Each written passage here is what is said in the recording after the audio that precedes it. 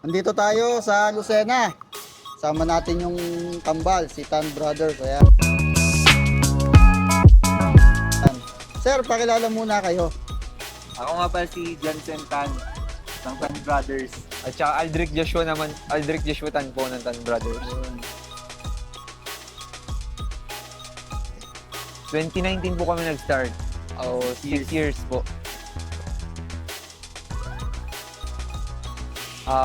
Una po, bata pa lang kami, may nag-influensya na sa amin.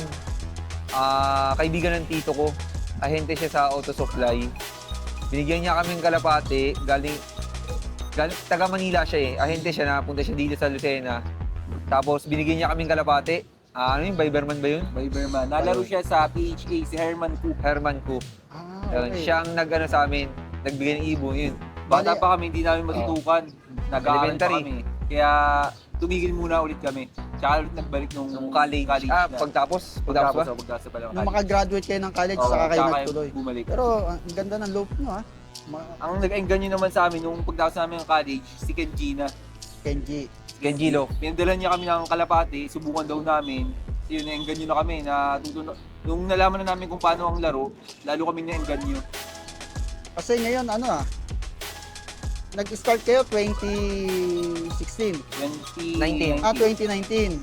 Pero ang ganda na ng record nyo ngayon, ha? Ang ganda na ng Swerte lang. diba? Siguro talagang natuwa Tsaka enjoy lang talaga sa... At saka, pag maganda yung bloodline, talagang... Oo. Tapos Ang importante bloodline talaga. Bloodline talaga. Lalo Para na pag malayuan, dyan yung malalaman ang importante ng bloodline. Sa conditioning, sino nag-a-handle ng conditioning? Parehas kayo. parehas lang, Alvin.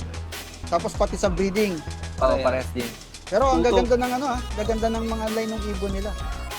Meron Salvi, kay Kenji, Kay Kenji. diba? Albimeha. Nako, hindi, bago lang kumuha sa atin ng ibon. Titingnan natin kung magpapakitang gila sa kanila. o Dulo mga abutin nila.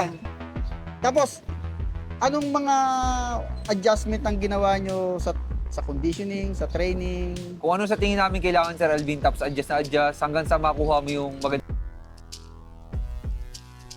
Kasi ngayon, kayo yung second overall. Second overall. Oo. Ng TRPQ. Ang last lap nila, Tacloban. MacArthur.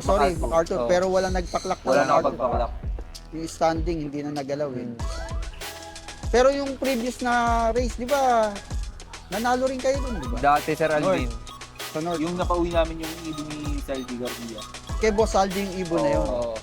Shit. Galing. Galing sa kanya. Unang anak ng ibon niya. Solo. Solo clacker kayo. Solong anak ng ibon niya. Napapalo agad. Galing, no? Tapos bago lang kayo nagko-condition yung time na yun. Hindi. Ano na yun? Last year Mga na. 5 years na yun. 5 years na 5 kami years na kami nag-ibon. ibon. Pero ang galing. Para mapatira nyo kagad within 5 years. Oo. Kasi iba, ako 10 years bago ako talagang nanalo. Enjoy lang talaga. Actually, nung nag-umpisa rin ako, Yung napapauwi naman. nakapagpadulo Oo. naman. First year ko, nakapagpadulo. Kaya lang, Importante masaya sa ginagawa. dulo-dulo lang eh. Naalala ko, sabi nga ni Joe Torres kung una, okay, sa mga newbie sasabihin, makapagpadulo lang, masaya na. Oo. Pero Step by step. gusto mo bang Sir lagi ka nang Alvin. nagdo-donate? Kailangan mo siyempre manalo rin, di ba? Una, makadulo, makapunta sa top 10, tapos makaklack, ganun. Oo. Step by step, hindi mo kaya ng Ngayon, magta-try silang gumamit ngayon ng Maxi. Maxinotrena. Oo, Maganda ang Malinis eh. maganda Kasi- yung mix ng magandang mix talaga. Kaya sana magkaroon na Balance dito eh. sa Lucena. Balance yung-